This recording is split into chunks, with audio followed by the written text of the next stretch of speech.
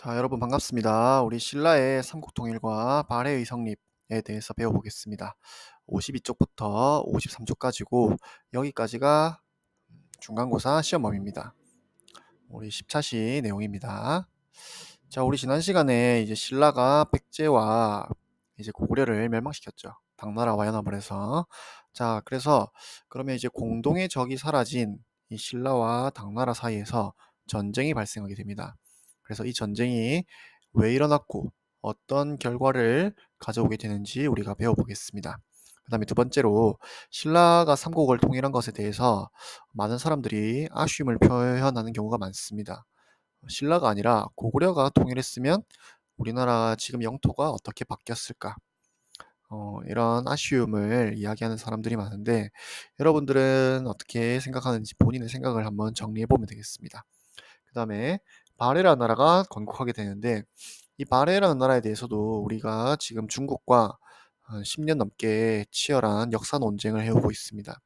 우리나라는 발해의 역사가 우리 한국의 역사에 대한민국 역사에 해당한다고 주장하고 있고 중국은 이 발해라는 나라가 중국의 한 역사에 속한다라고 이야기하고 있습니다.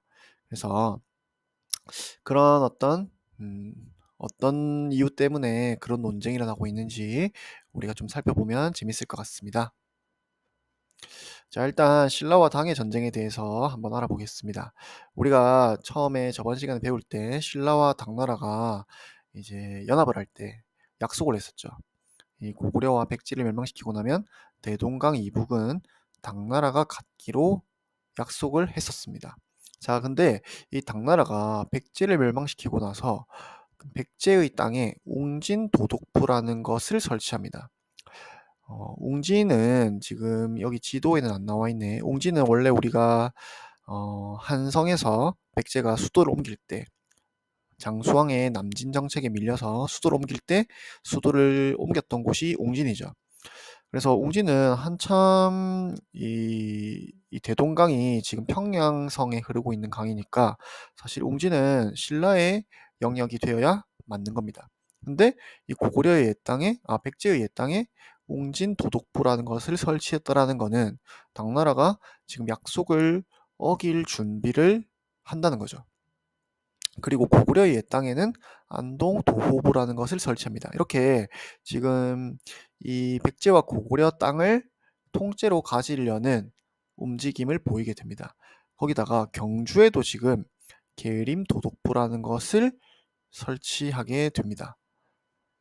자, 이 계림이라는 말은 무슨 말이냐면 닭이 나오는 숲이라는 뜻인데 이 경주에 우리 신라의 박씨, 석씨, 김씨가 돌아가면서 이제 왕위를 차지한다고 했을 때 이 어 김씨의 시조가 이제 관련되어 있는 전설이 관련되어 있는 곳이 이 계림이라는 닭이 우는 이 숲이라는 곳이 있습니다. 그래서 이 경주를 다른 말로 계림이라고도 막 불렀는데 그래서 이 계림 도독부라는 것을 설치했습니다. 그래서 이거는 명백한 약속 위반이죠. 이 백제와 고구려가 없으면 신라 너희 정도는 이제 우리가 혼자서 가볍게 이제 제압할 수 있다. 그러니까 약속을 지킬 필요가 없다. 이제 이런 어떤 속셈을 드러낸 겁니다. 자, 그래서 이제 신라도 이제 가만히 있을 수 없죠. 이제 정말 자기를 도와줄 어, 나라는 없습니다. 백제나 고구려 지금 다 멸망했고요. 자, 그래서 이 당나라와의 대결이 본격적으로 시작됩니다. 자, 그러자 이때 이제 당시 일어나고 있던 고구려 부흥운동을 신라가 이제 지원해 줍니다.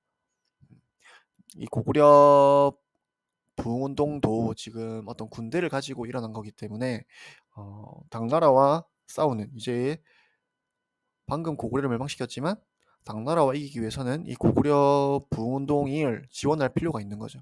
거기다가 백제 유민과도 연합을 해서 이제 당나라와 싸울 수 있는 어떤 태세를 갖춥니다. 거기서 이제 육지에서는 매소성 전투라고 하는데 이 지도에 보면 나와 있죠.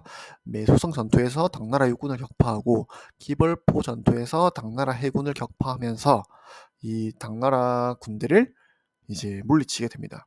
결국 676년에 한반도에서 이제 물러나게 되었고 결국 최초의 약속대로 이제 대동강 이북은 당나라의 영역으로 넘어가게 되고 대동강 밑으로만 이제 신라가 차지하게 되는 이런 어떤 어 상황이 펼쳐지게 됩니다.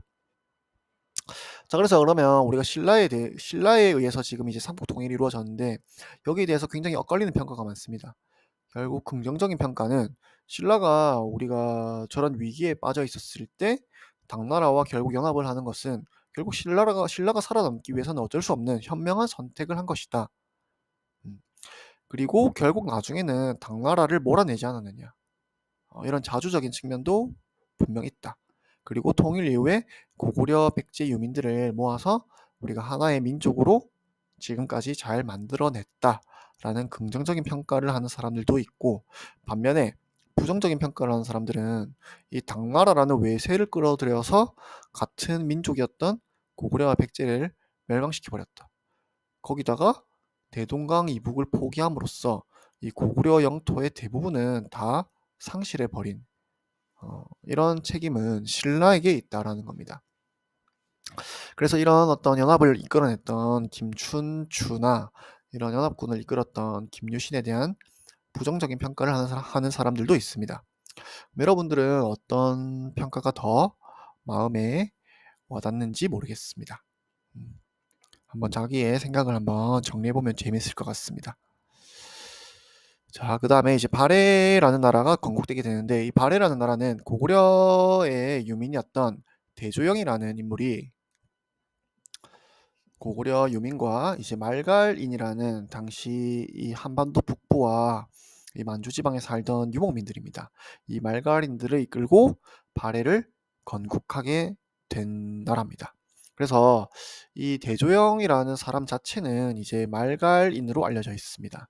근데 이제 고구려라는 나라 자체가 이 한반도 북부와 이 만주 지방에 있는 이 유목민들을 다 지배하던 국가였죠. 그래서 당시 말갈인들도 고구려의 지배를 받던 유목민들입니다. 자, 그래서 이 대조영이 이제 발해를 건국하게 되었고, 그래서 북쪽에는 발해가, 남쪽에는 신라가 있는 이런 우리 역사를 지금 우리가 남북국 시대라고 부릅니다.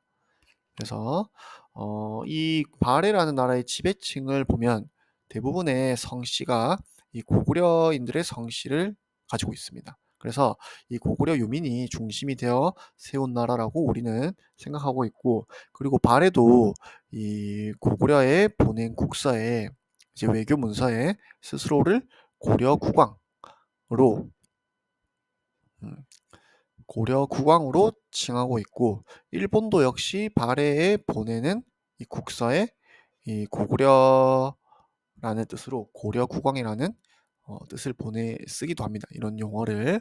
그래서 당시 시대를 살았던 사람들, 특히 최치원 같은 인물은 이 통일신라의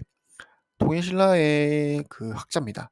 그래서 이 최치원이라는 인물도 있었던 문서나 아니면 일본의 기록 이런 것들을 볼 때 이 당시 사람들은 이 고구려를 계승한 나라가 발해라는 점을 인식하고 있었던 것 같습니다. 반면에 중국에서 이 발해를 자기 땅이라고 자기 나라의 역사라고 우기는 이유들도 분명히 있습니다. 거기에 대해서는 우리가 수업 시간에 좀 더 자세히 살펴보면 될 것 같습니다. 자, 그래서 여기까지가 시험 범위고, 자, 우리가 여러분 시험 공부할 때는 항상 선생님이 올려놓는 영상 한 번씩 더 보고, 그 다음에 선생님이 항상 구글 클래스룸에 올려놓는 문제지 한 번씩 더 풀어보세요. 그 다음에 우리가 수업 시간에 다뤘던 활동지 열심히 해보고, 서술형은 선생님이 항상 하던 방식과 비슷합니다. 거의 정답이 없는 문제로 출제할 거고, 자기의 생각을 잘 정리해서 논리적으로 글을 쓰면 대부분 점수를 우하게 줄 테니까 열심히 포기하지 않고 쓸 수 있도록 합니다. 자, 시험 여기까지고 열심히 공부할 수 있도록 하겠습니다. 끝입니다.